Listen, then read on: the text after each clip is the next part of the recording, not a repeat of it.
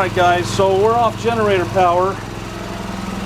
Puget Sound Electric has seen fit to get us back on the grid. So I'm going to show you the shutdown procedure for the old PE75. I'm going to unplug it.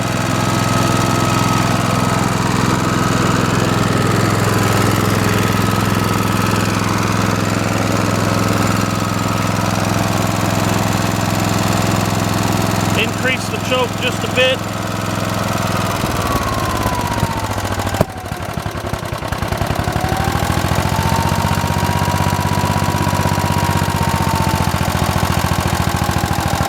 I'll get her idle down.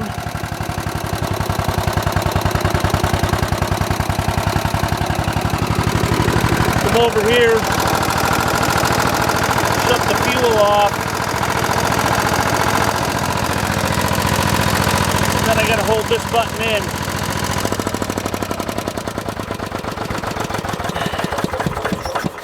And that's the ground. She'll probably pop. So that's how we shut her down. It's a good machine. Built in March 1943. Pretty awesome. Okay. Now we're back at the